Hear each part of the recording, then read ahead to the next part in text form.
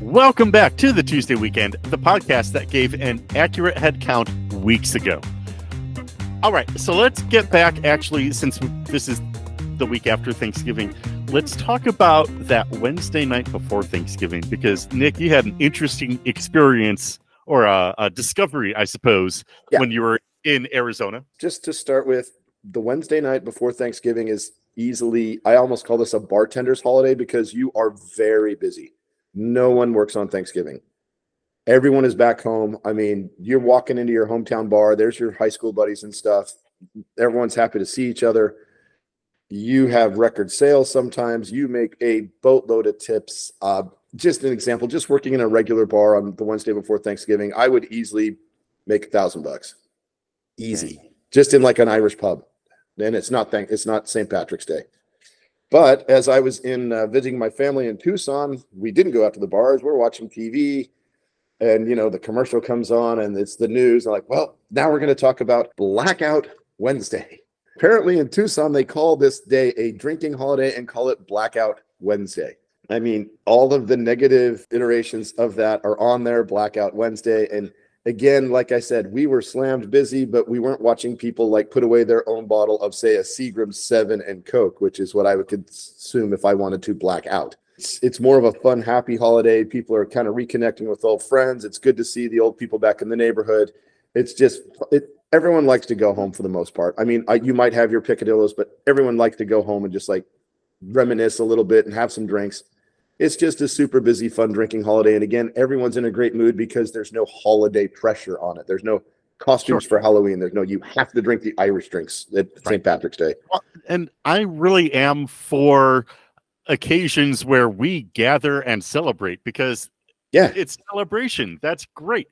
But I'm not sure Blackout is setting the right expectation. No, it's kind of just the shock media thing that they like to do, to have people Blackout Wednesday. I mean, I'm watching and I'm like, what the fuck is Blackout Wednesday? And then I'm like, oh God, they just think that everyone goes out and gets blackout drunk. That's not what that is all about at all. It literally is one of the happier days to work in a bar, and for the workers and the people in the bar. It's again, like I said, it's like a holiday with no pressure. Everyone always has a preconceived notion what they need to do on Halloween, on St. Patrick's Day, on New Year's. It's like, I have to do, like, you have to dress up on New Year's. You got to be wearing green on St. Patrick's Day. You got to drink the Guinness. You have to drink whiskey, even if you don't like whiskey. It's like, no, you don't have to do any of that.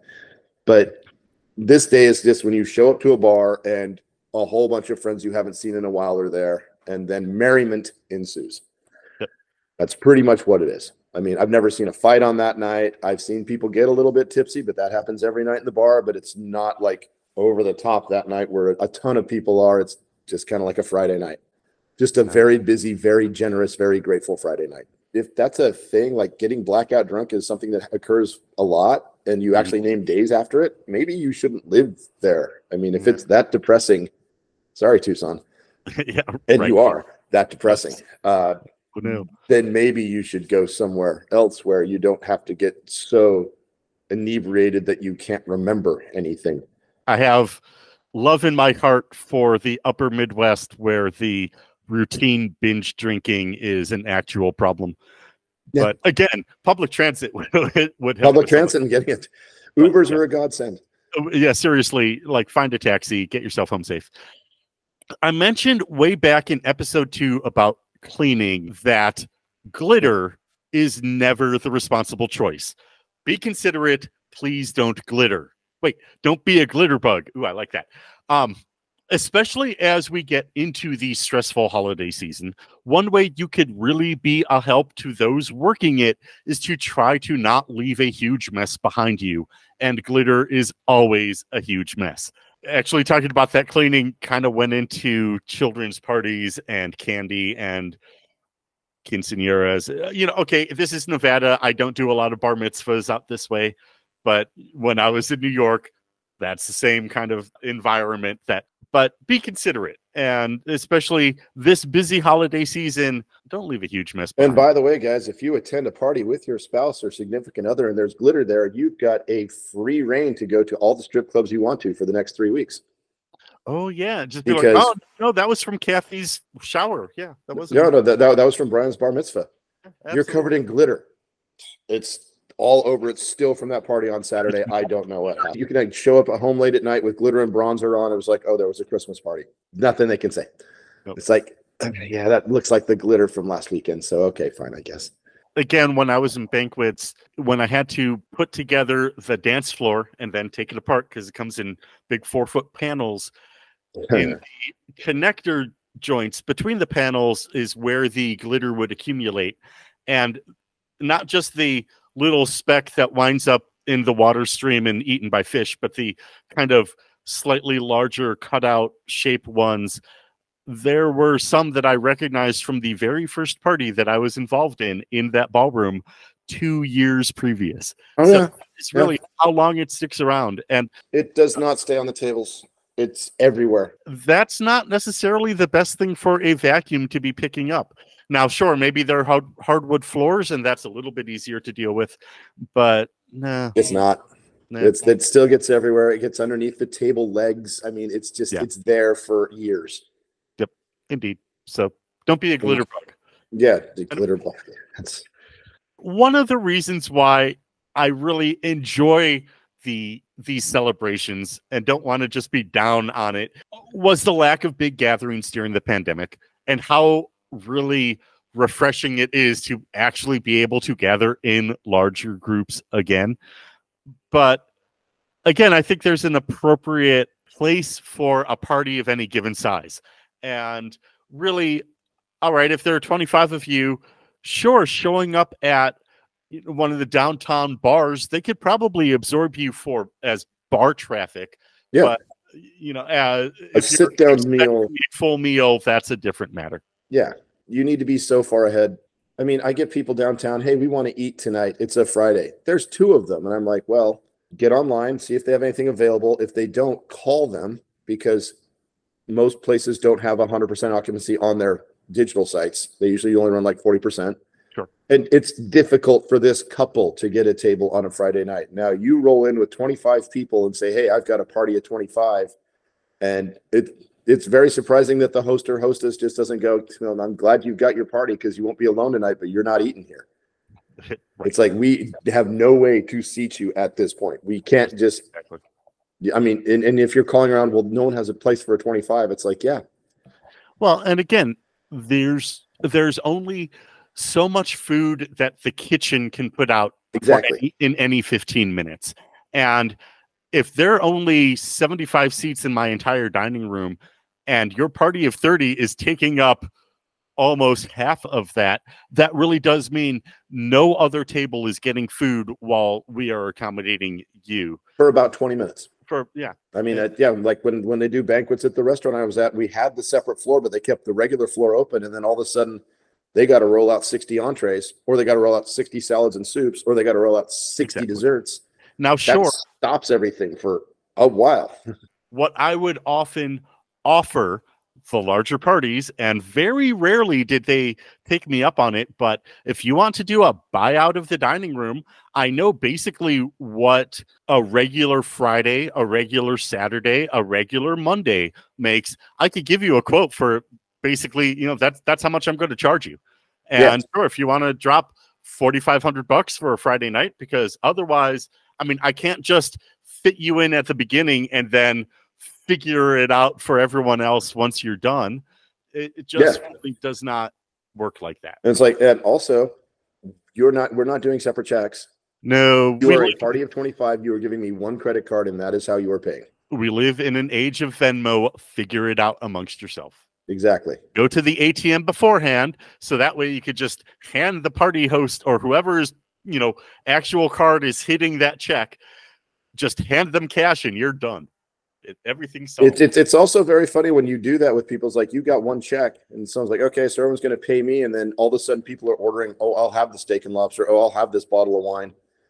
And then it's like, so there's 30 of us, so we each owe this. And it's like, no, you've got the salad guy, you've got the overeaters people, you've just got the regular people. And it's like, no, the salad guy's not paying the same amount as you did for the bottle of Chateau and the surf and turf. You have me eating a dozen chicken wings over an hour and a half. Yeah, just letting them get cold and you get sick, stuff like that. But yeah, I mean, as soon as you put the billing on your guests, on the people in the restaurant, they lose it.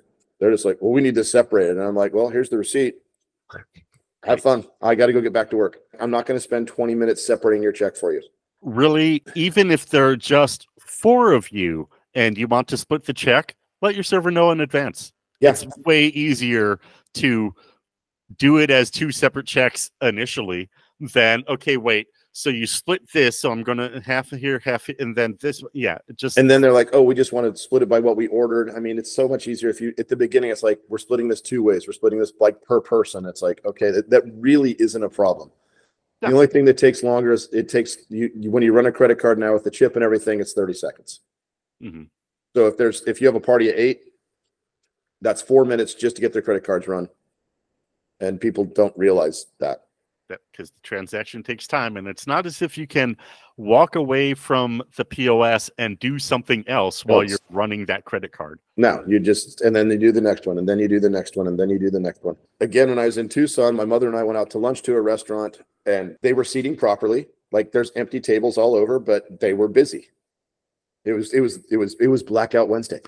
So even though I guess people are black, and I see this table of like 9, and one of the servers points to all these checks that are just on the little, they were using little clipboards for their checks and stuff. And they're like, oh yeah, Hannah, those are all yours for table 16. And I look over and I'm like, and there's table 16 with 9 old ladies in their 70s. And I'm going, oh, what a joy to be Hannah right now, because she didn't even have the credit cards yet. And that 9 top right there is very much the water, no ice, iced tea, extra ice kind. Yep. The server who has that table, she came back like with just that stack of checks. Then the guy's like, well, she's back here. And I'm like, yeah, she's now going to run 9 credit cards. It's going to take her 10 minutes. He's like, what? And I'm like, that party asked for separate checks. So she has to come back here and run those credit cards. She can't take another table. She can't take your order. She can't go over the menu with you. She has to stand here and do that for 10 minutes. Yeah.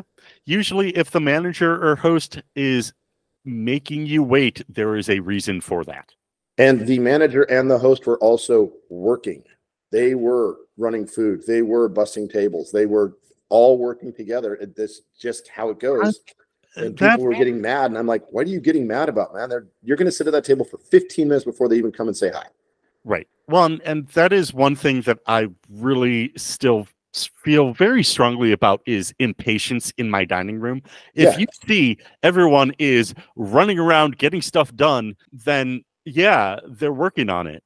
Now, if you see they're just kind of standing in the corner chatting and no one's been by to take your drink order yet. Yeah, they're staring at their cell phone. It's like, okay, I'm a little pissed about that. Yeah, sure. There's reason to be. And I'm not saying that every server is, perfect at their job at all times. But at the same time, when it's busy, yeah, we're getting to it. They were running right. They were doing a good job. Like the hostess sat us, and then our server was actually the bartender, and we weren't in the bar area. Mm-hmm. And then, the other server was coming out and running food. I mean, they were covering for each other. They were doing a great teamwork job. Their kitchen was putting out food at a timely manner. Like when we sat down and then ordered, it was 15 minutes for our food to come out, which I think is a perfectly regular time just for regular food. It's not like, hey, can I get the well-done steak and all that? My thing on this is when I get people like, well, I'm in a hurry. And I'm like, dude, if you're in a hurry, you don't go into some place and sit down. Yeah. You walk up to the counter, say, hey, I'm in a hurry. I need a sandwich. I got to go. I mean, exactly. Go to a fast food place. I would say go to In-N-Out Burger, but you're going to be in line there for like 40 minutes, even in California. So, but no, it's just, I don't understand people sit down. I'm in a hurry. And I'm like, tough. Yeah. Your food's going to take this amount of time. You're going to be done as soon as that table's done as well, unless you'd like power eat through this. I mean, you're here for 45 minutes. Mm-hmm. I'm like, well, I got to be out of here in 20. And it's like, your food's not even going to be cooked by then, and you have to eat it. Right. If I tell the kitchen right now, you're not going to get your food in. Yeah, you're not going to be out of here in 20 minutes. Or get it and eat it and leave in 20 minutes. I'm like, your inability to schedule is not my problem. That's your problem. There are things we can do if you let me know that you're in a hurry and that's all you're getting, then I will go ahead and present you the check when I'm dropping food.